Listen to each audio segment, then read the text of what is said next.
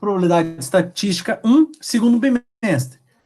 Aqui eu coloquei, se vocês pegarem o cronograma, é o que eu só coloquei 3 tópicos, eu coloquei os 3 grandes tópicos. Dentro de cada tópico tem um monte de subtópico. Então não ia dar para colocar todo o cronograma aqui, beleza? Então a gente vai trabalhar 3 grandes tópicos. A amostragem, que a gente começa hoje e vai dar um bom passo hoje, beleza?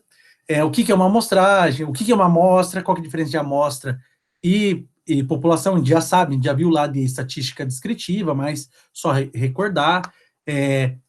Quais são os tipos de amostragem, o que significa o tipo de amostragem, como a gente pode compor, montar uma amostra de uma população. A gente vai ver 2 tipos, né, mas a gente vai trabalhar só em cima de um. Depois vem extra montada, como a gente pode calcular algumas probabilidades, as mesmas que a gente fazia anteriormente, só que anteriormente a gente fazia, dada a variável aleatória x, calcule a probabilidade de x maior que tantos milímetros, x maior que tantos, sei lá, tantas horas, certo? Aqui não, aqui a gente vai ver qual a probabilidade, digamos que a média de um lote seja maior que tanto, um lote de peças, a média do diâmetro dos parafusos, sei lá, por aí vai. Lá a gente tratava cada pedacinho, né, de uma forma, era a probabilidade do parafuso ter diâmetro maior que tantos milímetros. Agora a gente vai ver qual a probabilidade da amostra inteira ter média maior que tanto, média menor que tanto, beleza? Vocês vão utilizar isso bastante em engenharia da qualidade, se eu não me engano, vocês vão usar alguma coisa assim, em relação cartas de controle, por aí vai. Depois a gente vai para a parte de estimação. Aprendendo a formalizar o que é um estimador. Estimador basicamente é a grosso modo, é uma conta que a gente faz para tentar aproximar um parâmetro. Eu quero saber, igual eu sempre usava os exemplos da sala de aula, qual é a média da altura de vocês? A gente estima a média da altura de vocês com base numa amostra menor que todos os 50 alunos, né? Que 50 alunos demorariam muito para coletar, pega uma amostra menor e a gente estima com a média aritmética. Então, a média aritmética, aquele x barra, é um estimador para a média, daí nesse caso era a média de altura de vocês, da população inteira. Então, o que significa um bom estimador? Quais são as características que um estimador tem que ter para a gente poder considerar ele bom, certo? Aí depois, dentro de estimação ainda, será que só o estimador pontual, aquele que fala a média da altura de vocês é 1,72? Será que só esse estimador já é suficiente para dar uma ideia geral de todo mundo? Não. Por quê? A gente viu lá em probabilidade contínua que quando a gente calcula a probabilidade de um único ponto na parte contínua é 0. Então, a probabilidade de a gente acertar exatamente utilizando só a média aritmética, qual é a verdadeira média de da altura de vocês, é muito baixa, próximo de 0. A gente está fazendo uma estimação pontual. E a probabilidade de um ponto, né, pode ser 0. Por isso que a gente, além da estimação por ponto, que é a média aritmética, por exemplo, a gente faz um intervalo de confiança em volta dessa média pontual. Não, na verdade, a gente tem uma média, uma estimativa de 1,72, porém, a gente tem uma margem de erro, um intervalo de confiança, que varia entre 1,60 e 1,82, mais ou menos 1,84, por exemplo, certo? Então, dentro desse intervalo de 1,60 a 1,84, tem tantos por cento de chance de tá a verdadeira média da altura de vocês. Tá? Um resumo breve. Basicamente, eu resumi toda a parte de estimação que a gente vai ver. Depois, por último, a gente vai ver o teste de hipótese, que é um puxando o outro. A amostragem a gente utiliza para criar as amostras, certo? Para poder, com a estimação, estimar os parâmetros, os valores dos parâmetros. E o teste de hipótese vem na sequência para comprovar a hipótese de que aquele parâmetro vale tanto, é maior que tanto, é menor do que tanto. Então, o teste de hipótese está dizendo, a gente vai testar algumas hipóteses. A gente assume algumas afirmações como sendo hipóteses, e a gente quer testar essa afirmação, que a média da altura de vocês é igual a 1,72, é verdadeira? Ou será que ela é menor que 1,72? Ou terceiro caso, né? Ela é maior do que 1,72. Então, a gente vai testar a hipótese. A gente vai ter sempre teste de uma hipótese contra uma, só, né? Só 2 hipóteses ao mesmo tempo. Beleza? Então, a gente vai ver isso mais para frente. Mas, basicamente, é isso. tem a afirmação, a gente vai testar, será que essa afirmação que passou a ser uma hipótese agora, ela é verdadeira ou ela é estatisticamente falsa? Tudo estatisticamente falando, né? Estatisticamente verdadeira ou estatisticamente falsa, certo? Sempre com uma margem de erro para acertar e para errar, né? Uma margem de erro, beleza? Então vamos lá. Aqui foi só um breve resumo das 3 grandes áreas que a gente vai ver nesse segundo bimestre aí. Essa parte tem mais teoria do que inicial e menos, não menos conta, mas a inicial tinha bem mais conta, bastante conta, né? Essa aqui tem bastante teoria, mas ainda tem também conta. As contas são um pouquinho menores, mas são mais complexas, tá? Mas nada exagerado e nada impossível, tá, pessoal? Só seguir o roteiro que vai dar boa e vai dar muito boa, ok? Então, primeiro, começando, a diferença que a gente já sabe, mais ou menos, né? A diferença entre população e amostra. O que é população? É o maior conjunto, ou conjunto formado por todos os elementos que tem uma mesma característica. Então, a gente pode falar que a população, eu acho que é a sala 202 ou 203, eu não lembro, 202. A população da sala 202 são os 50 alunos, mais o professor André, certo? Qual é a característica em comum da população? Todo mundo está lá na quarta-feira, das 7, estaria, né? Na quarta-feira, das 7 às 10h30, assistindo a aula de probabilidade. É a característica em comum para todo mundo. Todo mundo está na aula ali para assistir a aula de probabilidade, naquela hora, naquele dia. Uma amostra, que significa amostra? Um subconjunto, ou melhor, é qualquer subconjunto da população que eu retiro. Pode ser até mesmo um subconjunto com todos os elementos da população. Aí a amostra é a própria população, mas porque da teoria de conjuntos, um conjunto é subconjunto dele mesmo. Isso é uma questão teórica lá da matemática, tá? Isso aí deixa para lá, a gente não vai entrar nessa parte filosófica. A amostra é qualquer subconjunto da população, que ele deve, né, óbvio, que ele deve apresentar as características básicas da população, certo? Então, se eu quero lá retirar uma amostra da população da sala 202, não adianta eu enfiar um aluno da 203 lá. Ele não tem a característica comum à população, que é o quê? Pertencer na quarta-feira, das 7 às 10h30, à sala 202, beleza? Então, basicamente, a gente já sabe, né? Então, a população é o maior conjunto, todos os elementos com a mesma característica em comum, a amostra é um pedacinho, subconjunto dessa população. Em geral, a amostra é muito menor que a população, muito menor mesmo. Pega uma população, por exemplo, sei lá, igual, por exemplo, quando eles fazem pesquisa eleitoral. A pesquisa eleitoral, ela pega uma população, por exemplo, brasileira, em 2016, que foi a primeira vez que eu dei essa matéria, a primeira e única e última, né? Agora é a segunda vez que está sendo, era eleição municipal, não, era eleição presidencial, 2016. Isso. Não, era eleição municipal, isso, para prefeito. Aí eu fui lá pesquisar quantos eleitores existiam cadastrados em 2016 no Brasil. Era 142 milhões de eleitores. Quando a gente vai fazer uma pesquisa eleitoral para presidente, que daí são todos os eleitores do Brasil ao mesmo tempo, pense, de uma população de 142 milhões, as amostras giram em torno de 2 a 5 mil pessoas entrevistadas. Então, a amostra, em geral, é muito, mas muito menor que a população, ok? E mesmo assim, lógico, a gente tem que ver as técnicas de amostragem, que a gente vai ver mais em relação ao número de elementos, depois a gente vai ver para frente, a gente vê as técnicas de amostragem que falam, por que para 142 milhões a gente só pergunta para 2 mil pessoas, para 3 mil, 4 mil pessoas. Tem os cálculos matemáticos, estatísticos, melhor dizendo, que dizem que a gente só precisa esse número reduzido, beleza?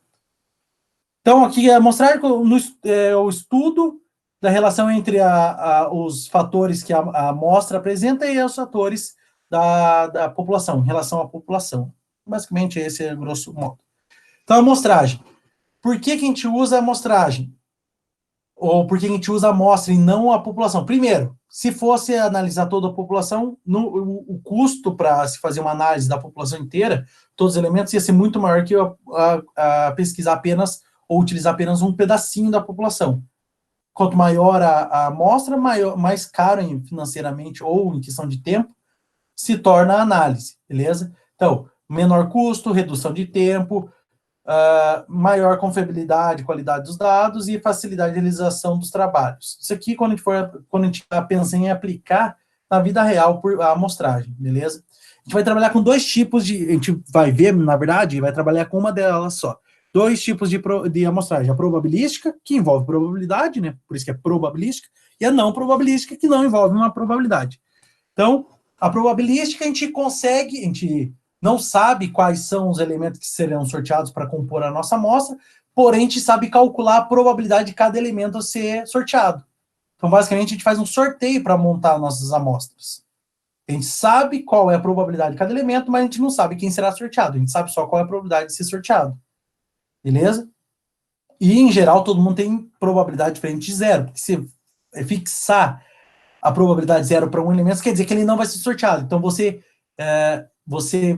domina a chance dele ser sorteado ou não. Se você assegura que ele não vai ser sorteado, você está dominando a chance dele ser sorteado ou não. E a não probabilística, ou a gente não conhece a probabilidade de todo mundo, ou ninguém tem probabilidade de ser sorteado. A gente não consegue calcular a probabilidade deles serem sorteados. Seria uma amostragem, digamos assim, mais enviesada. A gente vai ver esse termo enviesado ou viés, que é viciado, né? Uma amostragem viciada. Eu vou montar o meu time de futebol. Vai ser totalmente viciado, eu vou tentar sempre buscar os melhores jogadores, certo?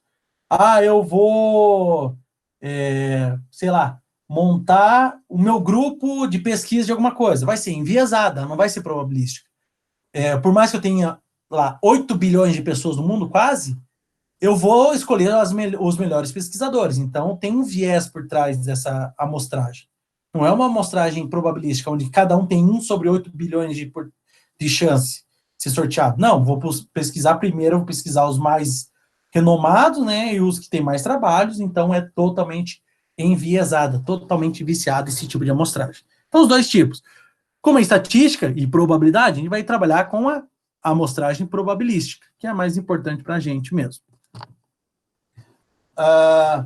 Dentro da amostragem probabilística, hoje a gente vai ver dois tipos de amostragem, a aleatória simples e a estratificada. Como todo mundo, na probabilística, todo mundo tem uma certa probabilidade de ser sorteado, e em geral, essa probabilidade, essa probabilidade é igual para todo mundo, a questão da aleatória simples, a gente pode utilizar da maneira a mais fácil de ser aplicado, vamos dizer assim, aleatória simples. A estratificada, ela é muito importante e muito interessante, só que ela é melhor aplicável a certo tipo de amostragem, que eu já vou comentar. Beleza? Então, a gente vai ver essas duas, a aleatória simples e a amostragem estratificada. Então, quando que a gente tem a aleatória simples? Quando que a gente usa a aleatória simples?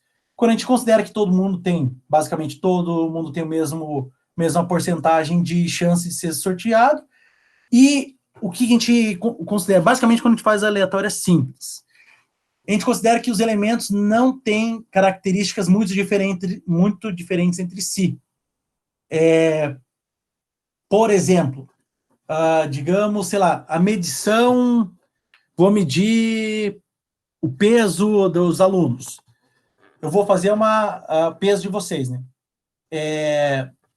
Comparação, por exemplo, medir peso e medir a idade de vocês. São características, certo?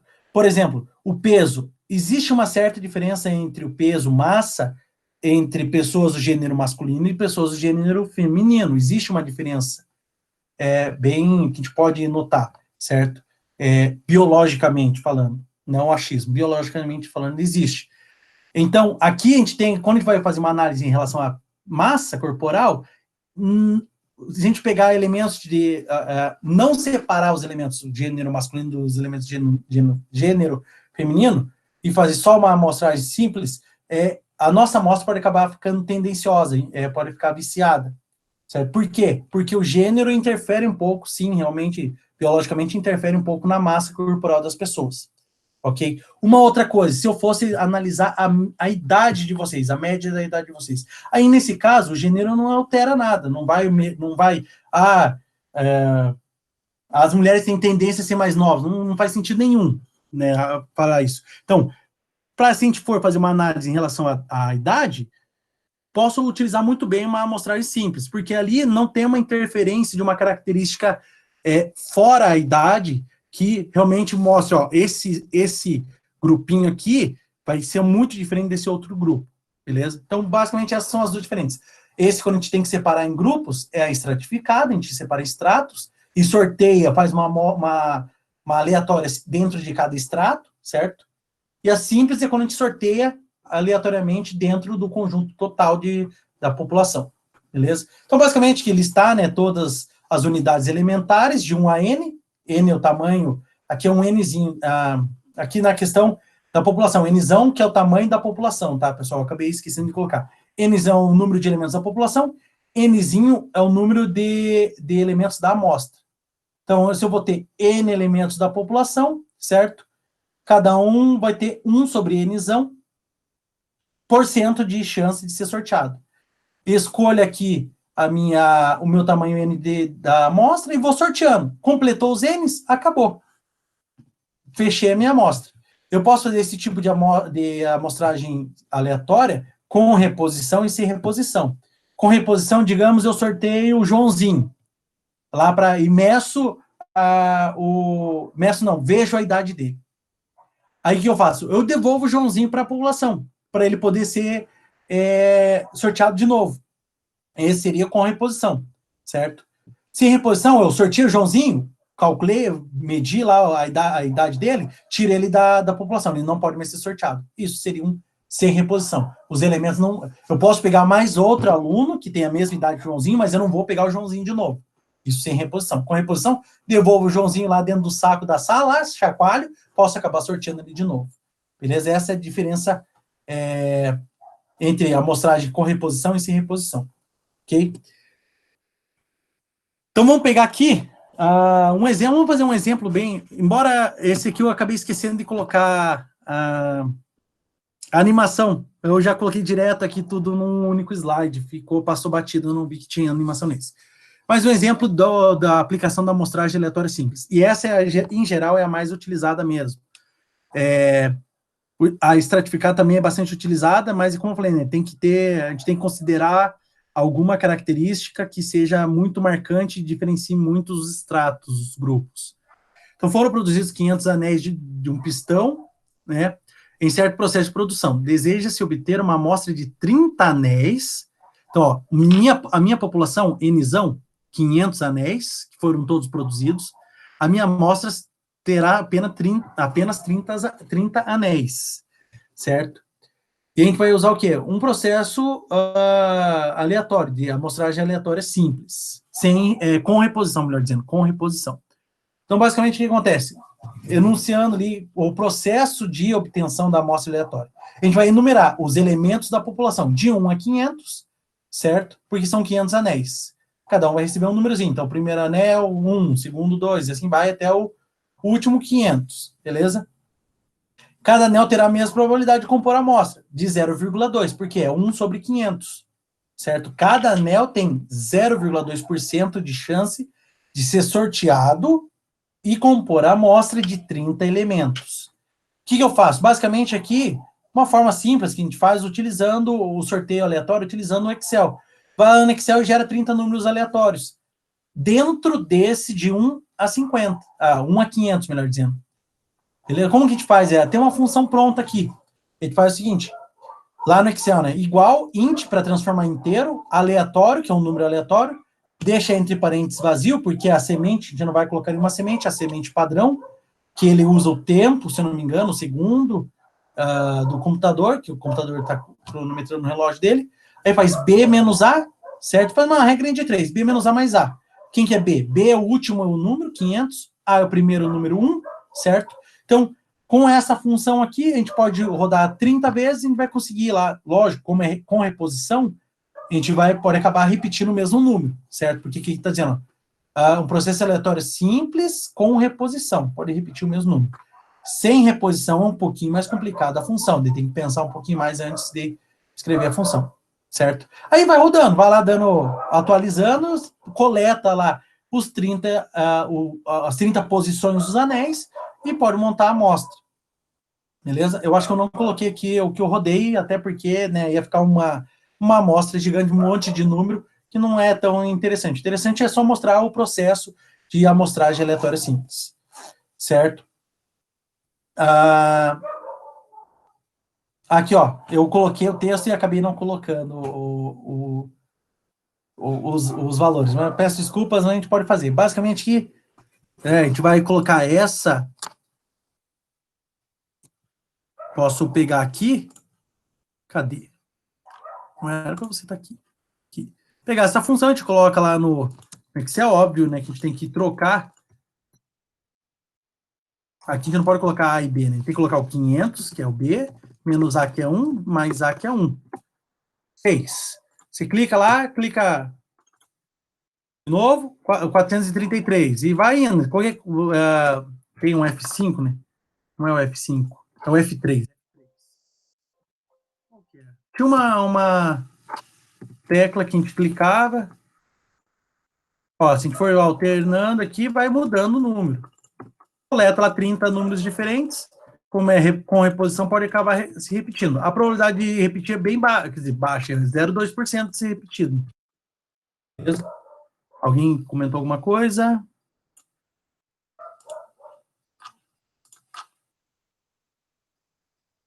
Aperta delete a célula do lado, como assim? Ah, sim, ó, pronto, ó. Você fica apertando delete e vai sorteando. Ele vai sortear quantos números eu apertar aqui, variando de 1 a 500. Beleza? Com todo mundo tem a mesma probabilidade de ser sorteado. Probabilidade de 0,2%. Beleza? Que é 1 sobre 500. Esse aqui é um valor que é no exemplo que a gente vai fazer depois. Voltando para a apresentação. Basicamente assim, a gente compõe a amostra lá de 30 elementos. A estratificada. Então, aquilo que eu falei, a estratificada a gente vai utilizar quando dentro de uma mesma população a gente tem características distintas entre os elementos. Então, a gente subdivide a população em vários estratos, vários subgrupos. Por exemplo, eu quero calcular a média da idade de vocês, mas digamos que num curso de graduação é um pouquinho mais complicado. É menos complicado que numa sala de aula de ensino médio fundamental, que as idades têm que ser mais homogêneas.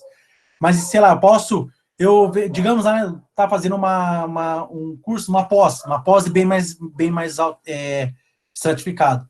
Eu posso subdividir em vários grupos, porque eu tenho alunos de 22 anos, acabaram de sair da graduação, entrar na pós, tem alunos entre, sei lá, 30 e 35, tem alunos acima de 35 até 40. Então, para poder fazer uma média da idade, em vez de pegar uma amostra geral, eu posso ir pegando, subdividindo em estratos. Alunos entre 20 e 30 anos, é um extrato. Alunos entre 30 e 40 anos, é outro extrato. Alunos entre 40 e 50 anos, é um outro extrato. Então, tem 3 extratos. Vejo qual é a proporção de cada extrato. Tem 50 alunos entre 20 e 30, só 5 alunos entre 30 e 40 e 20 alunos entre 40 e 50. Digamos assim, hipoteticamente falando. Eu vejo, então, qual é a proporção de cada grupo e quantos eu tenho que, proporcionalmente ao número de alunos, quanto que eu tenho que sortear em cada extrato. O que eu faço com isso? Eu consigo ter uma amostra mais heterogênea possível uma amostra da nossa população.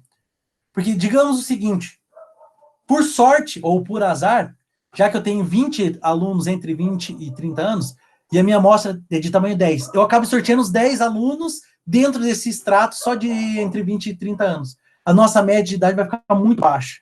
Não vai conseguir representar os alunos que têm entre 30 e 40 e 40 e 50. Então, tem muita gente que está fora não está sendo representada nessa amostragem, ou nessa estimação. Então, por isso que quando a gente tem depende muito do estudo a ser feito, tá, pessoal? Vai depender muito do estudo a ser feito. Às vezes, a idade não vai interessar, não vai importar, beleza? Quando a gente está num lugar que todo mundo tem a mesma idade, não vai fazer diferença nenhuma. Então você não vai, tem 2 ou 3 anos de diferença no máximo. Isso não é uma característica muito diferente entre os elementos. 2, 3 anos, 4 anos. Não vai afetar muito, por exemplo, a média da idade. Mas em relação a 20 e 50 anos, vai ter uma diferença muito grande, um gap de 30 anos aí. Então, é uma diferença que faz todo sentido a gente separar em vários estratos. Como aqui, né, gera amostras mais precisas, né, quando a gente tem realmente diferenças, utilizada bastante problemas para melhorar a precisão das estimativas, como eu falei, né, posso fazer uma amostra aleatória simples nessa sala e só sortear alunos entre 20 e 30 anos. Então, ele vai dizer que a média da idade é entre 20 e 30 anos. Porém, tem um monte de aluno lá entre 40 e 50 anos que eu falei.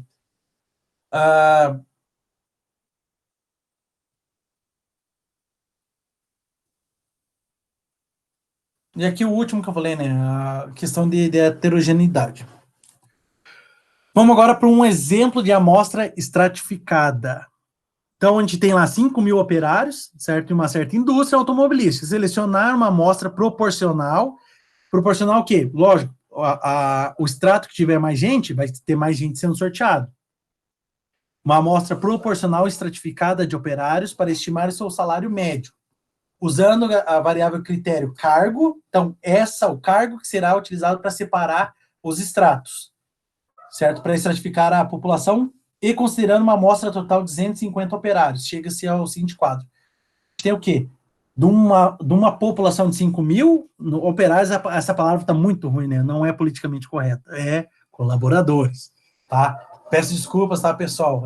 Não vai mais acontecer. Vou mudar e colocar colaboradores. Né? Não pode falar operário, não pode falar mais funcionário, não pode falar operário, não pode falar empregado, é colaborador agora. Já é uma dica para vocês, tá, pessoal? Quando vocês criarem a multinacional de vocês aí, tá? Não vão chamar nenhum empregado de empregado, né? É colaborador. Então, vamos montar uma amostra estratificada com 250 operários. Estratificada proporcional, ou seja, o extrato que tiver mais elementos, tem mais gente sendo sorteado, certo? Então, o que acontece? Aqui já está o quadro resumo. Então, por exemplo, chefes de seções, tem só 500, é um cargo mais elevado, tem menos colaboradores. Então, 500 chefes de seção, chefes de seção. Qual é a proporção? É 10% apenas do número total. Então, o que eu vou fazer? A minha amostra em 250 operários, 10% dessa amostra será composta por chefes de seção. Por isso que é só 25 operários de dentro desse extrato. Ok? Essa parte que eu vou tentar ser mais pausado, porque é uma parte mais estranha mesmo para fazer análise. Operários especializados, a população, ou melhor, o extrato de operários especializados tem 1.500 operários, que é cerca de 30% da população inteira. Beleza? Então, o que acontece? 30% da minha amostra de 250 será composta por operários especializados, que dá 75 elementos.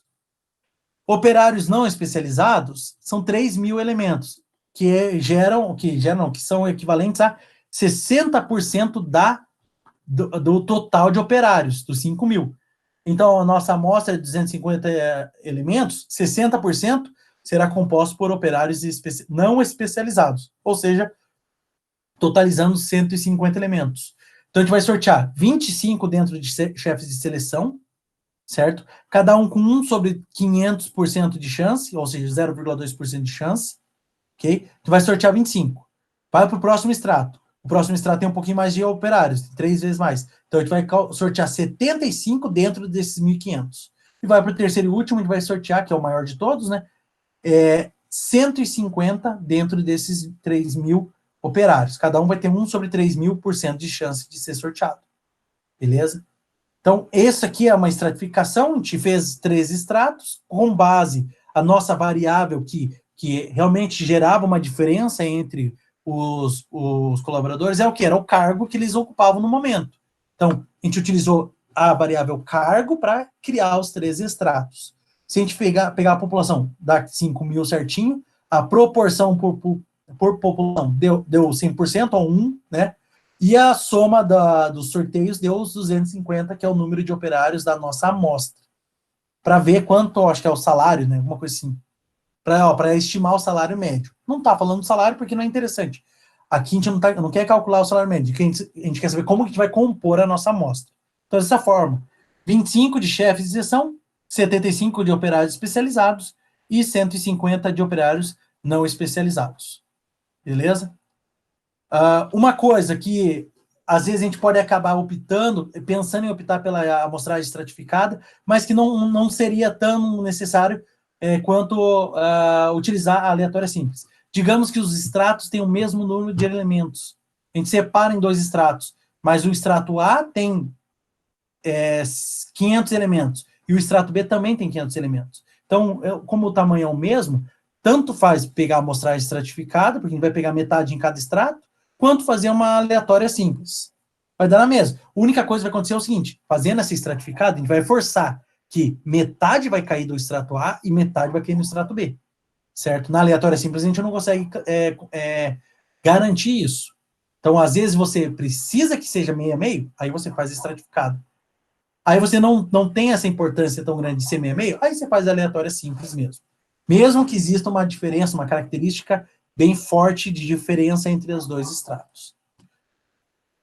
Ok? Então, fechamos aqui como a gente vai montar como eu falei, a gente viu aqui atrás 2 tipos, probabilística e não probabilística. A não probabilística é enviesada, viciada a gente não vai utilizar, a gente trabalha aqui com probabilidades, então a gente vai usar só a probabilística. Dentro da probabilística, a gente tem a aleatória simples e a estratificada. Vimos os 2 casos, da aleatória simples e da estratificada, certo? Vimos quando a gente usa uma e outra, vimos 2 exemplos de aplicação de uma e da outra, certo? Agora a gente vai para as distribuições amostrais. Por que distribuição amostral? A gente já viu distribuição de probabilidade, que foi o último tópico da N1. Agora a gente tem distribuição não de variáveis aleatórias, mas sim de amostras. A gente vai ver algumas estatísticas da média, distribuição da média, distribuição da proporção, distribuição da variância ou do desvio padrão. Então, a gente tem agora distribuições não para variáveis aleatórias fixas, mas sim para estatísticas. Média é uma estatística, proporção é uma estatística, desvio padrão ou variância são estatísticas também. Então, é mais ou menos seguindo aquela teoria, só que agora trabalhando com os valores das amostras, o que a gente calculou pela amostra. Então, a gente aprendeu a fazer o sorteio das amostras, ou fazer a amostragem, agora a gente vai utilizar as amostras prontas. Beleza? Então, basicamente, o que a gente vai fazer? Agora a gente vai trabalhar em cima disso, como eu falei, né? Calcular as probabilidades utilizando os dados amostrais. Aqui, com base para poder estimar a população, em cima da população, com base nas amostras. Então, a distribuição amostral das médias. Basicamente é o seguinte, a gente vai, a grosso modo, tá aqui o texto padrão, certo? A teoria. Eu vou dar a visão grosso modo, o exemplo, a visão resumida.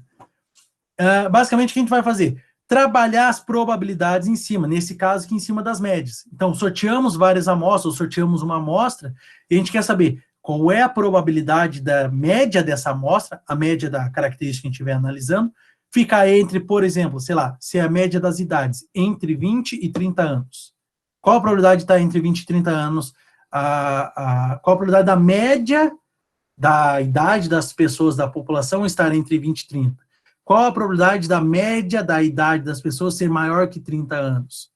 Antes a gente falava, dentro da sala de aula, qual a probabilidade da média, da idade dos alunos serem maiores do que 15, maior do que 20, maior que 30? Agora, qual é a probabilidade da média das idades ser maior que tanto, estar dentro de tanto e tanto, ser menor que tanto? Um é só uma variável, qual é a probabilidade da idade ser maior que tanto? Lembra das lâmpadas? Qual a probabilidade da vida da lâmpada, sabendo que a média de vida da lâmpada é 3.000 horas, qual a probabilidade de uma lâmpada durar mais do que 3.000 horas? Então, uma lâmpada durar mais do que 3.000 horas. Qual a probabilidade de uma lâmpada durar menos do que 3.000 horas? Agora a gente vai, questão das lâmpadas. Eu tenho um lote de 100.000 lâmpadas. qual é a probabilidade da média, do tempo médio de vida das lâmpadas ser maior que 3.000 horas. Então, agora a gente está trabalhando com a média das amostras, uma amostra em si, beleza? É um passo além do que a gente viu no começo, ou melhor, do último conteúdo da N2. Então, seguindo essa ordem, toda distribuição de probabilidade, ela tem dois parâmetros fixos, toda, se vocês voltarem lá na teoria, vocês vão ver, sempre tem uma média e tem uma variância, ou um desvio padrão, se tem um, tem o outro, ok? Então, agora, como a gente está, como eu falei, um passo além do que a gente viu das probabilidades de variáveis aleatórias, agora a gente está em probabilidade de amostras, a gente tem que dar uma modificada no que a gente via lá. Então, basicamente, a gente tem aqui, para distribuição amostral das médias, a gente tem que calcular a média e o desvio padrão das médias amostrais. Então, o que acontece? Para uma amostragem com reposição, a gente tem alguns sinônimos. Por exemplo, quando a gente diz com reposição, a gente considera que a população é infinita. Mesmo a população sendo finita, a gente considera que ela é infinita. Porque a gente está sempre repondo. E a gente pode acabar, digamos que a gente pode ficar repetindo o sorteio do mesmo elemento. Então, a gente considera isso como uma população infinita. Quando a amostragem é sem reposição, a gente considera a população finita. Ok? Então, são dois sinônimos. Quando a gente fala com reposição, a população é considerada infinita, mesmo sendo finita, um número muito grande, 1 bilhão, a gente já considera como infinito, porque é um número muito alto, certo? Para alguns tipos de análise, para outras análises pode ser um número pequeno, ok? Aquela questão que eu falo sempre em cálculo, que o infinito é relativo, existem infinitos maiores e infinitos menores, mesmo tendo a ideia de que infinito é algo que não tem fim, né? Mas existem infinitos maiores do que infinitos menores. O infinito dos números naturais é menor que o infinito dos números inteiros, que por sua vez é menor que o infinito dos números reais. Beleza? Então aqui também tem uma certa relatividade em relação a ser infinito ou não. Ok? Então quando a gente considera uma população ou uma amostragem com reposição, a gente considera que a nossa população é infinita, certo? São sinônimos. E como a gente calcula? Então, a média das médias é a média populacional, certo? E o desvio padrão das médias, veja, ó, Mi é média das médias, certo? O desvio padrão sigma é o desvio padrão das médias, é o desvio padrão da população dividido pela raiz do tamanho da amostra utilizada. Então, o que acontece? Em geral, né, a gente não tem desvio padrão da população. O que a gente vai ter aqui, os que a gente vai trabalhar, os exemplos, é porque ou são problemas controlados, então a gente consegue controlar o desvio padrão da população, por isso que a gente conhece, mas em geral a gente não tem. O que a gente faz? Em geral a gente calcula o desvio padrão das médias para calcular aqui, fazer a continha, multiplica passa esse que está dividindo, multiplicando, então calcula o desvio padrão das médias, multiplica pela raiz do tamanho da amostra, a gente tem o desvio padrão da população. Beleza? Então, aqui, quando a gente tem amostra com reposição ou população infinita, a gente usa esses dois parâmetros. A média das médias é a própria média populacional, e o desvio padrão das médias é o desvio padrão populacional dividido por raiz do tamanho da amostra, raiz de nzinho. Ok? Já para sem reposição, que em geral a gente acaba utilizando bastante essa, mas o cálculo é um pouquinho mais complexo, a gente tem que utilizar um fator de correção para a população finita. Então, sem reposição, onde consideramos a população é finita, certo? População finita. Finita ou limitada, muito pequena. A gente tem os parâmetros. A média das médias continua sendo a média da população, mesmo de cima, o que muda é só o desvio padrão. O desvio padrão das médias é o desvio padrão da população dividido por raiz do dn. Veja que esse primeiro termo é igual, vezes um fator de correção de população infinita. Tamanho da população, já que ela é finita, então a gente sabe o tamanho dela. Menos n, que é o tamanho da amostra, dividido por tamanho da população nzão, menos 1. Beleza? Nzinho, número de observações da amostra, tamanho da amostra. Nzão, número de elementos da população, tamanho da população. Vamos pegar um exemplo aqui, certo? Para estimar a média e o desvio padrão da população, certo? Com base na amostragem, em várias amostras. Então, nossa população, bem pequenininha, população ali é 1, 3, 5, 7, certo? O tamanho da população é 4. Qual que é o problema? Retire todas as possíveis amostras sem reposição. Então, aqui, ó, sem reposição, é esses de baixo aqui, ó. Outra, eu nem precisaria ter falado isso. Na verdade, a gente pode fazer com reposição, né? Mas nem precisaria porque a população é finita, o tamanho da população é 4. Então, retira todas as possíveis amostras de tamanho 2, sem reposição, certo? E calcular os parâmetros, ou seja, a média e o desvio padrão da distribuição amostral. Não vamos calcular nenhuma probabilidade por enquanto, só para calcular realmente a média e o desvio padrão da distribuição amostral. Então aqui eu já coloquei, ó, para esses 4 números, a gente tem seis amostras diferentes. Então, sem reposição, lembrando. Então é o 1, 3, quando a gente sorteia o 1 e o 3, 1, 5, 1, 7, certo? Como a gente não repôs, a gente não pode ter o 1, 1, por exemplo, sem reposição. Então não existe essa possibilidade. Aí o que acontece? Não tem a possibilidade de sair 3, 3. Então e 3, 1, tanto faz a ordem, né? 3, 1 e 1, 3 é a mesma amostra. Então a gente vai 3, 5, 3, 7, que está aqui, certo? Aí depois só tem a 5, 7, que está aqui. Porque a 5, 3 já foi aqui, 5, 1 já foi aqui atrás, ok? E a 7 já foi todos listados. Então por isso que a gente tem só 6 amostras diferentes. Lembrando, aqui não importa a ordem. Não é aquele problema de lançar o dado 2 vezes, o mesmo dado 2 vezes. Aquele lá importava a ordem. Sair 1, 2 e 2, 1 não eram amostras, mas eram observações diferentes. Beleza? O que ele pede agora? Aí ele pede para calcular a média das médias. Média das médias por quê? Porque a gente vai calcular a média da primeira amostra, a média da segunda amostra, a média da terceira amostra, da quarta, da quinta e da sexta. Certo? Aí disso a gente calcula a média das médias. E segundo, o desvio padrão das médias. Então a gente calculou aqui a média de todo mundo, aí depois calcula o desvio padrão para essas médias. Lembre-se que a gente está aqui, ó, distribuição amostral das médias. A gente tem que calcular a média das médias e o desvio padrão das médias. Vamos lá. Então aqui, a amostra A1, A2, A3, A4, A5 e A6.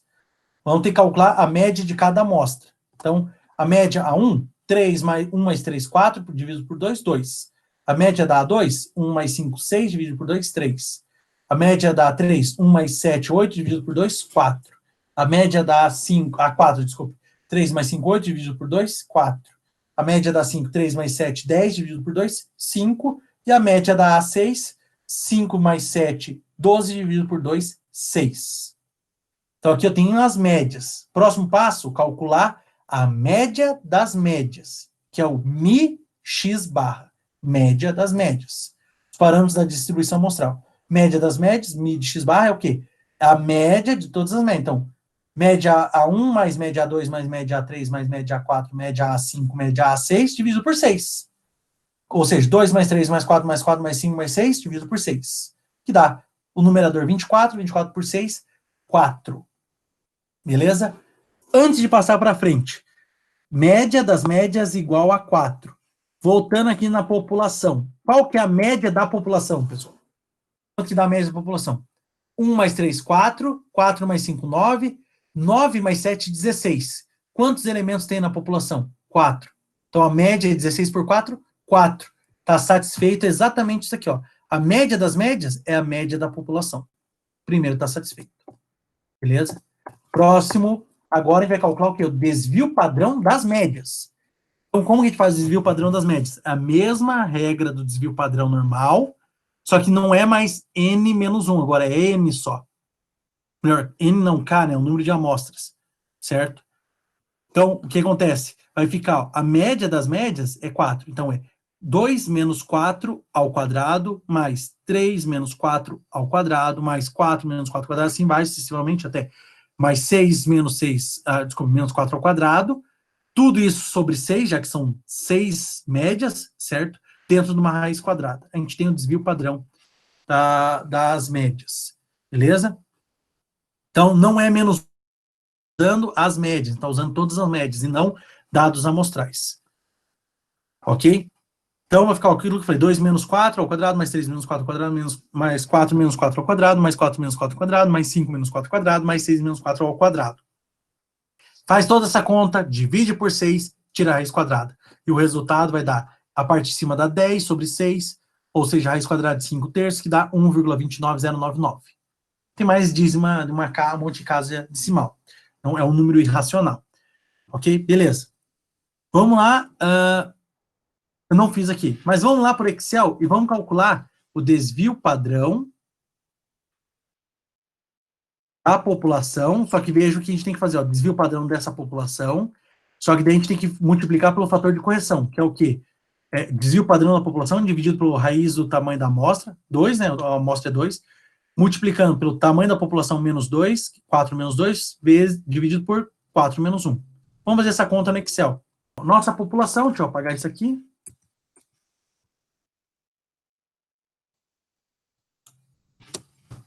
Então, nossa população é 1. Não lembro qual é a população. São só os números ímpares, né? Isso, até 7. 1, 3, 5, 7. Vamos colocar aqui, ó. Igual desvio padrão populacional. Certo? Aqui, ó. Com base na população, ok? Desvio padrão populacional. Porque aqui são todos os elementos da população. Ok. Esse é o desvio padrão populacional. A gente tem que fazer alguma conta. Qual que é a conta? A gente pega o desvio padrão populacional, divide, aqui colocar entre parênteses, né? Vou colocar aqui antes, entre parênteses, divide por raiz, eu acho que aqui, raiz de 2, que é o nzinho, beleza? Vezes a outra raiz. Raiz, certo? Aí é uma divisão, vou colocar mais um parênteses. Era nzão 4 menos 2, que é o nzinho, fecha parênteses, divide por 4 menos 1, fecha parênteses, fecha parênteses. Quanto que deu? 1,2909994, que é exatamente o valor que a gente conseguiu. Aqui já é a conta final, certo? Esse daqui é essa conta aqui, ó. Beleza?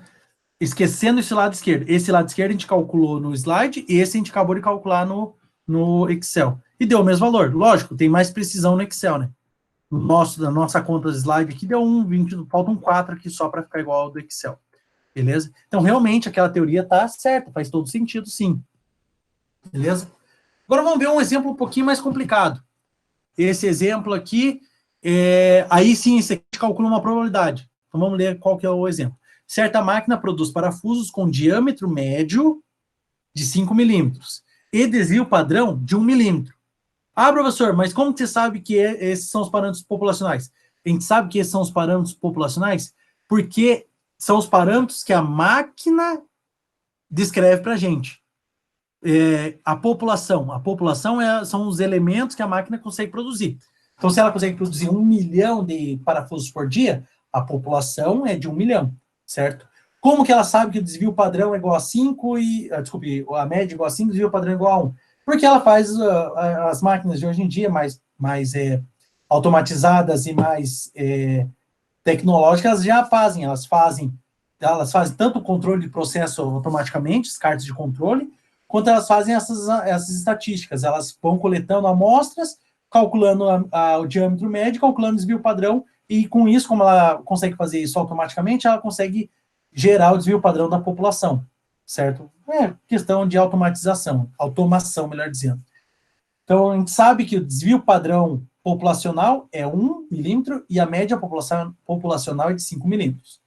Sabendo que foram comprados 500 lotes dessa máquina, ou seja, 500 amostras. Cada lote uma amostra.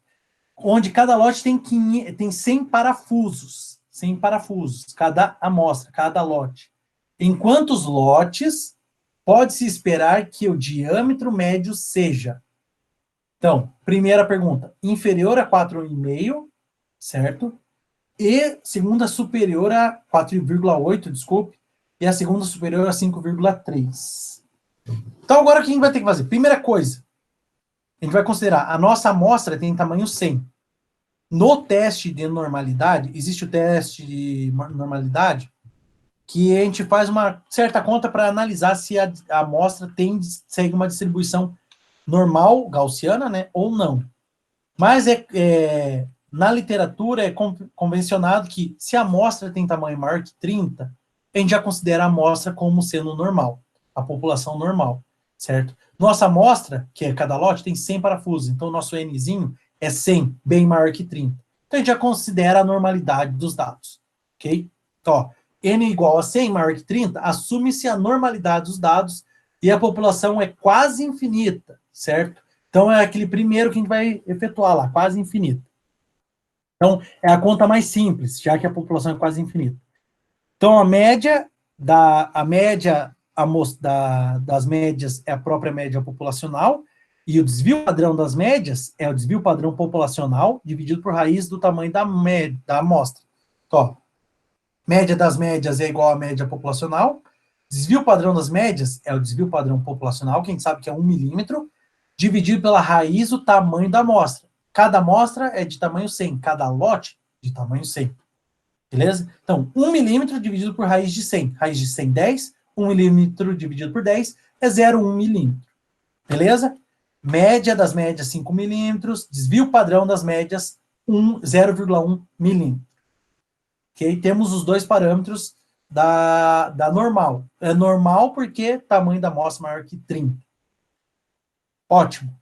Por que a gente precisa da média da população, da média da normal e do desvio padrão normal? Para poder transformar na Z. Senão a gente tinha que calcular aquela integral da exponencial. E é muito longa aquela integral, muito difícil de ser calculada.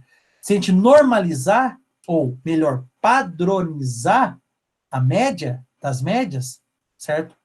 A gente consegue olhar ou o Excel ou olhar a tabela. A gente vai fazer hoje só no Excel. A tabela já está caindo desuso, né? Vamos lá. Primeira coisa, normalizar. A gente quer saber qual a probabilidade da média das amostras, das médias dos lotes, ser menor que 4,8 milímetros. Normalizando, o que a gente tem? Z, lembrando, a normalização é a média menos, ou média que eu digo esse valorzinho aqui, certo? Ó, x barra ser menor que 4,8. Então, esse x barra que a gente está considerando. X barra menos mid x barra, que é esse aqui de cima, sobre sigma de x barra, que é esse aqui de cima. Beleza? Então, por isso que é 4,8, que é onde a gente está testando, certo? Esse aqui, 4,8 menos 5 sobre 0,1.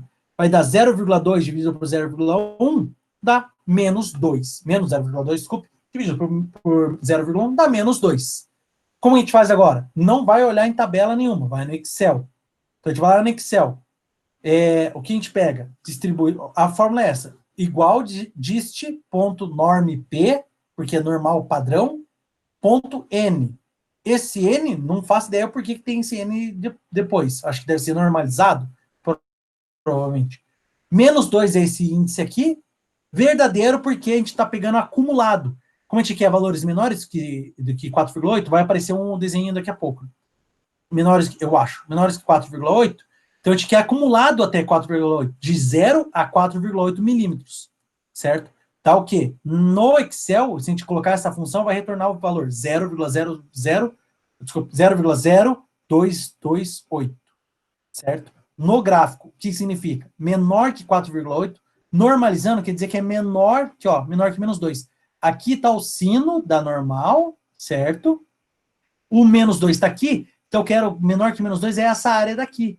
Então, essa área daqui equivale a 0,0228, ou seja, 2,28%. Ó, esse 0,228 é referente a essa área em azul aqui embaixo, tá setinha aqui, beleza? Então, quer dizer que 2,28% dos lotes terão média do diâmetro médio dos parafusos menor que 4,8. Ou seja, em 500 lotes, 11 lotes têm diâmetro médio menor que 4,8. Dentro do lote de 500, dos 500 lotes de 100 parafusos, 11 lotes, ou seja, 2,28% aproximadamente, 11, terão, lá dentro daquele lote, terão uma média, um diâmetro médio menor que 4,8. Beleza? A outra pergunta era o quê?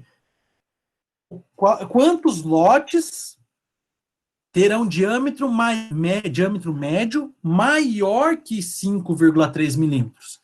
Novamente, normalizando para não ter que calcular nenhuma integral. Vamos fugir das integrais aqui no segundo semestre, no segundo bimestre. Então, para não calcular nenhuma integral, a gente tem que normalizar. Então, x barra, que é esse, a gente considera esse 5,3, que é contra ele que a gente está testando, x barra menos mi de x barra, que a gente já sabe que é 5 milímetros, sobre sigma de x barra, que a gente sabe que é 0,1. Então, 5,3 menos 5 dá 0,3 positivo, dividido por 0,1 dá 3 inteiros. Mesma coisa, vamos para o Excel, só trocamos. Só que aqui, vejam que acrescentou uma coisa, quando é negativo, menor que o negativo, é só o normal, né? É só a distribuição. Quando é maior que um positivo, a gente tem que fazer essa continha. 1 menos a distribuição normal lá para 3. Eu vou mostrar o porquê disso no gráfico daqui a pouco, tá? Esse é o valor. Então, esse 0,9987 é acumulada até o 3, de 0 até 3. Beleza? O valor que a gente está procurando é 1 menos essa acumulada. Então, 0,003. Então, 0,13%. O que isso quer dizer? A gente tem o nosso 3 fixo aqui, eu quero saber quantos lotes estão caindo para frente do 3. Então, é esse pedacinho minúsculo aqui mesmo. Por isso que, lembrando, do menos 4 até o mais 4, vale 100%. 1. Certo? Essa função do Excel, ele dá acumulada de 0 até o ponto que a gente está perguntando, até esse 3. Então, na verdade, o que ele está mostrando? Esse 0,9987 é referente a essa área em branco. Toda essa área em branco, que é o que o Excel dá. Ele dá acumulada do menos 4, né, até o 3. Só que eu não quero saber o valor menor que 3, eu quero saber o valor maior que 3. Por isso que é só esse pedacinho daqui. Então, é mais fácil pegar o 100%, que é do 4 para trás, e retirar esse pedaço em branco. Que esse pedaço em branco é calculado por essa distribuição aqui. Beleza? Quanto que sobra de área aqui? Sobra 0,0013. Beleza? Não sei se ficou razoavelmente simples de se entender. Essa é a pior parte, pessoal, realmente na hora de calcular as probabilidades, a pior parte é essa, ficar fazendo essas análises. Então, se passou da metade tem que ser 1 menos tanto, ou 0,5 menos tanto. Quando a gente usa a tabela é 0,5, já não é 1, porque a tabela só mostra o lado direito da curva aqui do sino. Então, essa é a parte mais complicada mesmo. Ok? Ou seja, 0,0013, ou seja, 0,13%, é aproximadamente um único lote. Então, dos 500 lotes, aproximadamente 11 lotes terão diâmetro médio menor que 4,8 milímetros, desculpe. E dos 500 lotes, aproximadamente um lote terá diâmetro médio dos parafusos maior que 5,3. Beleza? O diâmetro médio, não o diâmetro de cada parafuso, diâmetro médio. Pego o meu lote com 100 parafusos, calculo a média do diâmetro, certo? E vou fazendo isso para os 500. Um desses 500 terá, aproximadamente um dos 500 terá um diâmetro médio maior que 5,3, e aproximadamente 11 daqueles 500 terão diâmetros médios menores do que 4,8 milímetros. Então, na verdade, não tem nada de novo aqui. É uma extrapolação do que a gente viu anteriormente. Antes a gente sempre trabalhava, a gente pode considerar que antes a gente trabalhava com uma única amostra. Quando a gente falava, quantos alunos terão uma idade maior que 20 anos? É uma única amostra ó, que a gente está pegando da população. Ou melhor, a gente está pegando a população considerando ela como sendo uma amostra. É só um único conjunto. Aqui a gente tem 500 conjuntos de 100 unidades. Beleza? Espero que não tenha sido muito traumatizante essa parte aqui, mas realmente essa é a pior parte mesmo. Por quê? Qual é a distribuição que trabalha só com fracasso e sucesso? É a binomial. E a binomial é uma distribuição de variável aleatória discreta. E a gente vai fazer uma aproximação pela normal. Vai aproximar uma discreta utilizando uma contínua. Normal é contínua. Lembrando, na contínua, a probabilidade de dar um número específico é 0 sempre. Então, como que a gente vai fazer uma aproximação de uma discreta que só dá um número, um ponto, um número, por uma contínua que não pode dar um ponto, tem que dar um intervalo. Se der um ponto, é 0. Então, a gente vai ter que criar um intervalo em torno da proporção que a gente vai analisar.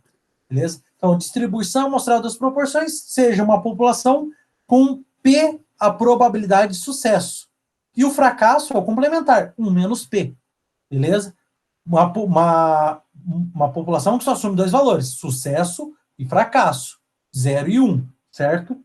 É uma população com distribuição binomial. Por quê? Só aceita dois valores. Ok? 0 e 1, fracasso, sucesso, alto, baixo, coisas assim. Quando só tem dois possíveis resultados para a característica. A gente pode também criar várias amostras e tentar estimar, ou tentar não, a gente consegue estimar a distribuição amostral das proporções. Então, para cada amostra tamanho N, a gente determina, né, com X o número de sucessos, lembrando que o sucesso aqui pode ser uma coisa ruim. Eu estou analisando o número de falhas ou de peças defeituosas. Nesse caso, meu sucesso são peças defeituosas, uma coisa ruim. Então, nem sempre sucesso é coisa boa, tá? Tudo vai depender do contexto do problema. Então, dentro de uma amostra de N elementos com X sucessos. Como a gente calcula a proporção de sucesso? É o quê? O número de sucessos dividido pelo tamanho da amostra. Número de sucessos na amostra. Que é o que está aqui. Que a gente pode falar frequência relativa, né, de sucessos, ou chama de P-chapéu, que é o estimador da frequência, é o P-chapéu, a gente chama. Depois a gente vai ver o que significa chapéu, por que chapéu, certo? Que é o quê? É a divisão. Número de sucessos dividido pelo tamanho da amostra. Tem uma amostra de 500 elementos com 13 sucessos. Então, a frequência de sucesso é 13 sobre 500, que eu não sei quanto que vai dar. Tem que fazer a conta aí. Beleza? Então, a gente pode fazer para várias amostras, sorteamos várias amostras e a gente consegue calcular a proporção das amostras, né? A proporção para cada amostra, ou a frequência relativa das proporções. Então, como que a gente vai ter os parâmetros? A média das proporções e o desvio padrão das proporções. De novo, a gente tem dois casos específicos. Um caso, quando a gente tem a amostragem com reposição ou população infinita, quase infinita ou infinita, e a amostragem sem reposição ou população finita. Ok? Mesma ideia do anterior. Se a população é infinita ou a amostragem é feita com reposição, a gente usa a média das proporções, é a própria proporção populacional, certo? Que é o mesmo que ocorre para o segundo caso aqui. O que vai mudar é o desvio padrão. O desvio padrão das proporções é o quê? Se for uma amostragem com reposição ou uma amostragem de uma população infinita, ou quase infinita, é o que é a raiz quadrada da probabilidade de sucesso vezes a probabilidade de fracasso dividido pelo tamanho da amostra. O que, lembrando que eu coloquei no slide anterior, o que? É 1 menos P, é o fracasso. Ou seja, P vezes 1 menos P sobre N. 1 menos P é a probabilidade do fracasso. Quando é sem reposição, tem que colocar o fator de correção de população finita. Tem que colocar ele junto. Então, a média das proporções é a mesma proporção populacional, certo? E o desvio padrão das proporções é o desvio padrão, que normal anterior, né? P vezes a probabilidade de sucesso vezes a probabilidade de fracasso, dividido por N, dentro da raiz, vezes a raiz do Nzão, tamanho da amostra, menos Nzinho, tamanho desculpe, Nzão, tamanho da população, menos Nzinho, tamanho da amostra, sobre Nzão, tamanho da população, menos 1, tamanho da amostra. Ok? Que é igual a... Que eu só coloquei, como é uma multiplicação de raízes, coloquei tudo dentro de uma única raiz. Beleza, pessoal? Só uma coisa diferente de escrever. Onde eu coloquei aqui de novo que eu acabei de comentar. P é a verdadeira proporção populacional. Isso é da população. X é o número de sucessos na amostra. N é o tamanho da amostra, Nzinho, e o Nzão, tamanho da população. Eles são os elementos que a gente utiliza aqui em cima. Ok. Como eu falei, a gente vai fazer uma aproximação da binomial por uma normal. Então, por isso que eu coloquei dois tios, porque é aproximado. O P-chapéu é aproximadamente normal, com média das proporções, e variância, a variância das proporções. Lembrando, aqui eu tenho variância, aqui eu tenho desvio padrão. Como que eu saio daqui e chego no outro? Só elevar o quadrado dos dois lados. Eu excluo as raízes. Só isso. Beleza? Quando que a gente sempre pode efetuar essa aproximação, mas quando ela tem valores, ela tem resultados estatisticamente corretos, consideráveis. Quando a gente tem o seguinte teste satisfeito. Tamanho da amostra vezes a probabilidade de sucesso maior que 5, tá? E tamanho da amostra vezes a probabilidade de fracasso também maior que 5. Se ficar próximo de 5 ou menor que 5, dá para fazer? Dá, mas nada garante a correção, né? Nada garante que está correto aquela aproximação, porque ela só funciona bem quando esses dois parâmetros, ou esses dois testes, são satisfeitos, beleza? Como fica a padronização da normal? Então fica o seguinte, proporção estimada menos a média das proporções, dividido pelo desvio padrão das proporções. Esse aqui é o que a gente vai sempre testar. Ah, a proporção é maior que 3%? Esse é o 3% aqui. Dado que a proporção da população é 1%. Beleza? Então, esse P-chapéu é o que a gente vai testar. É contra quem a gente está testando. Ok? Quando a gente tem contra quem a gente está confrontando. E como que fica lá? Como eu falei, para calcular uma probabilidade dentro de uma variável aleatória contínua, não pode ser um ponto. Tem que ser um intervalo no ponto da zero. Porque aquela história, para calcular a probabilidade de uma variável aleatória contínua, é uma integral. Integral de A até B. Se eu quero calcular no ponto, lembra que eu fiz o cálculo na sala. É a integral de A até A. A integral de A até A não tem área, é zero. Por isso a gente tem que criar um intervalinho aqui para poder calcular uma integral. Então, o que a gente faz? A gente tira esse fator de correção aqui, 1 sobre 2n, 1 sobre 2 vezes o tamanho da amostra. Então, a gente faz mais menos. Esse aqui é P menos 1 sobre 2n, e o outro é P mais 1 sobre 2n. Esse aqui é o que a gente está testando. E ele é centralizado aqui. Então, esse comprimento é o mesmo desse comprimento, é um ponto médio. Beleza? A gente vai ter dois Z críticos aqui. Esse que é o problema. Se a gente voltar aqui, ó, lá na normal, esse aqui, que chamou de 3, é nosso Z crítico. Eu não coloquei aqui, mas a gente considera ele como Z crítico. No anterior, era o menos 2, era outro Z crítico. Z crítico é onde limita a área que a gente está procurando. Beleza? Nesse nosso outro aqui, a gente vai ter dois Z críticos. Z crítico 1, que é quando a gente tira 1 sobre 2n, e um Z crítico 2, quando a gente soma 1 sobre 2n. A gente tem dois Z críticos, beleza? O que impacta nisso? Além de ter calculado os dois Z críticos, a gente tem que considerar, tomar cuidado na hora de quando for maior igual, menor igual, maior ou igual. Aqui leva em consideração, a gente tem que levar em consideração. Certo? Então, quando for igual, a gente usa só esse intervalo. Quando for menor, a gente usa o intervalo mais o lado esquerdo. Quando for maior, o intervalo mais o lado direito. Produz válvulas elétricas, sendo que da população produzida pela máquina, 3% são defeituosas. Então a máquina sabe, ela sempre produz lá e de tudo que ela produz, sempre 3% acaba sendo defeituoso. Como ela chegou a essa conclusão? Ela vai testando, enquanto ela está produzindo, ela está testando as válvulas, certo? E constata que sempre, todo dia que ela funciona, ela consegue produzir 3% de defeituosas. Beleza? Então isso é considerado um dado populacional. Foi adquirido um lote dessa fábrica, né, dessa máquina, melhor dizendo, de 1.000 válvulas, certo? Um lote de 1.000 válvulas.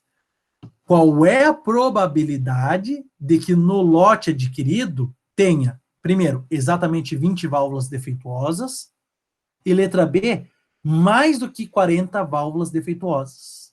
Então, vamos ver o que eu falei aqui atrás, ó. O que eu falei? Quando é exatamente, é só a probabilidade dentro desse intervalinho aqui.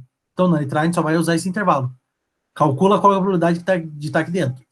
Na segunda é maior, então é só além do intervalo, para a direita do intervalo, excluindo, se for maior ou igual, a gente inclui o intervalo, se for só maior, a gente exclui o intervalo.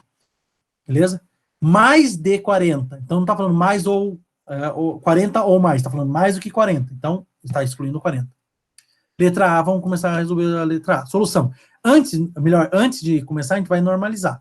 Fazer alguns testes, depois normalizar. Primeiro teste, para ver se dá para aplicar essa aproximação da binomial pela normal. O que a gente faz? A proporção de defeitos populacional 3%, ou seja, 0,03, certo? Tamanho da amostra, 1.000. Então, tamanho da amostra vezes a proporção, 1.000 vezes 3% dá 30. 30 é maior que 5. Legal, primeiro teste satisfeito. E o tamanho da amostra vezes a proporção de insucesso ou fracasso tem que também ser maior que 5. Se a proporção de fracasso, de sucesso, desculpe, proporção de sucesso é 3%, vejam que o sucesso é ser defeituoso nesse caso. Então, se a proporção de sucesso é 3%, a proporção de fracasso é 97%. Então, 1.000 vezes 97 dá 970, que é maior que 30. Nossa, tá, aqui não é 30, é maior que 5, né? Do teste tem que ser maior que 5. Os dois testes foram satisfeitos, então a gente pode aproximar pela normal, ok? Agora sim, vamos lá, quais são os parâmetros, antes de normalizar? A proporção proporcional 3%, 0,03%. O desvio padrão da proporção proporcional, como é uma amostra em 1.000 válvulas. A população é quase infinita, porque é o quanto a máquina fabricar. Então, é quase infinita, certo? Então, a gente não precisa do fator de amostra finita, ok? Então, é só o quê?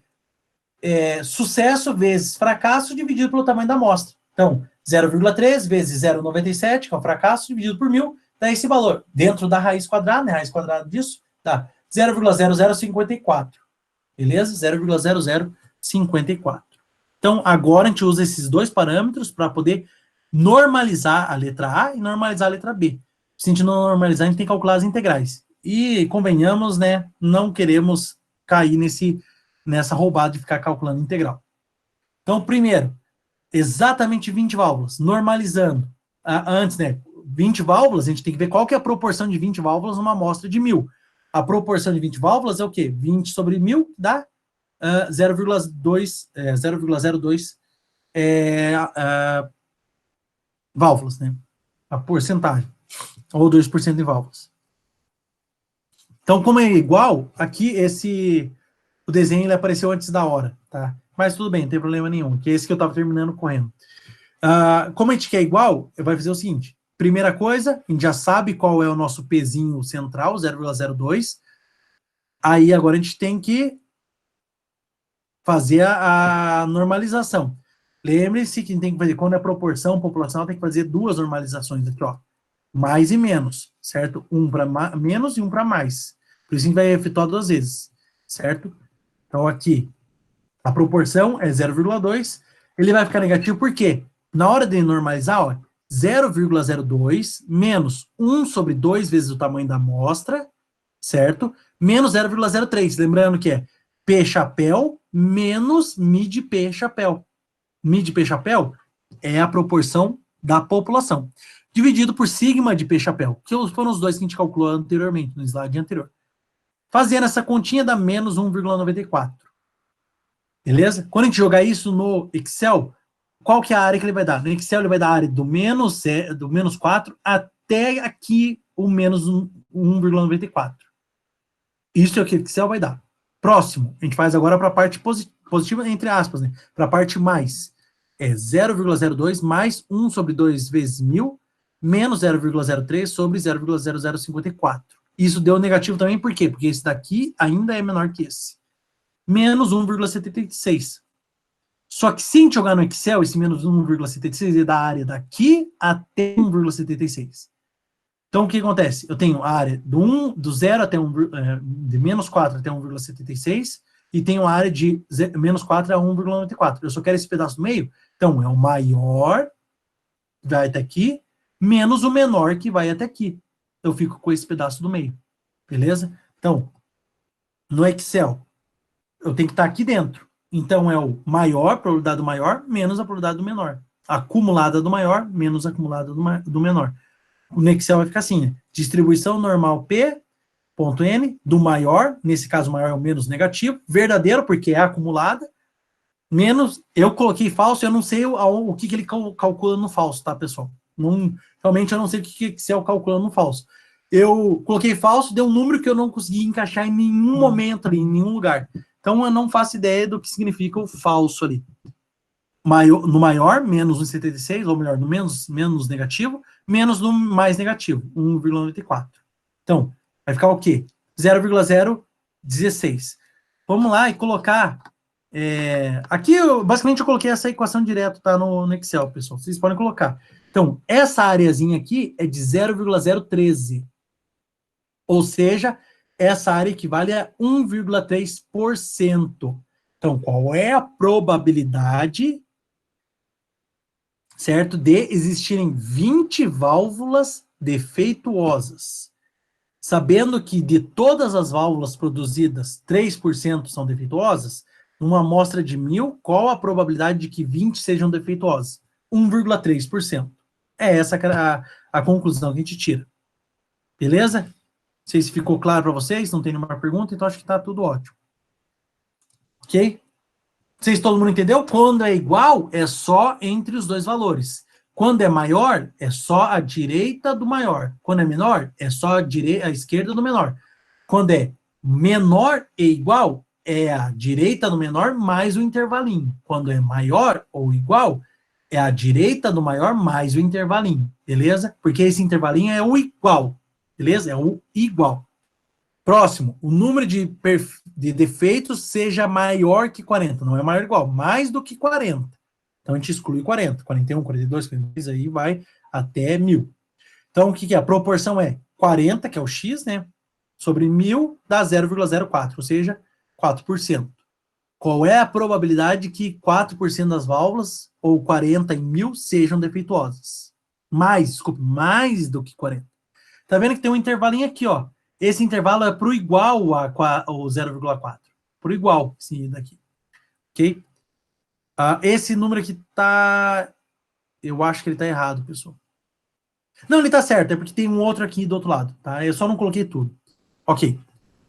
Então, como a gente faz? Como é só para maior, a gente não precisa calcular o limite inferior, a gente só calcula o superior. Então, a gente só calcula no mais. Aqui é um maisinho, tá? Aqui que tá errado, é um maisinho. Então, assim, 0,04 mais 1 sobre 2 vezes 1.000, tem aquele fator de correção, menos 0,03 dividido por 0,054. Fazendo as contas, dá 1,94.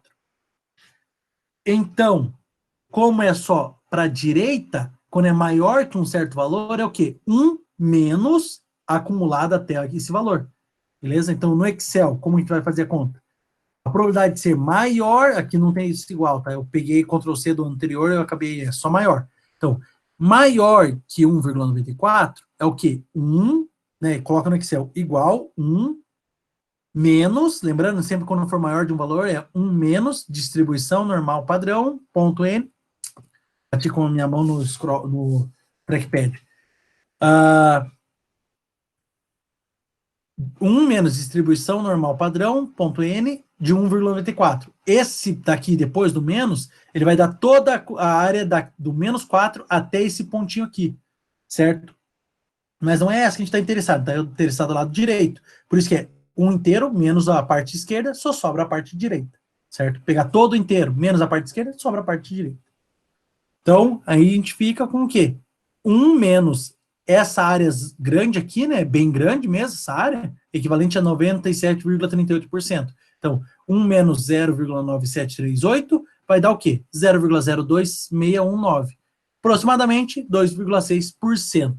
Então, qual é, sabendo que 3% de todas as válvulas feitas por essa máquina são defeituosas, certo? Numa amostra, num lote de 1.000 válvulas, qual é a probabilidade que tenham mais do que 40 defeituosas? 2,6%. Ok? Ou seja, menor ou igual que 40 tem 97%, ou aproximadamente 97,4% de probabilidade de não ser defeituosa, né? De ter menos que 40 defeituosas.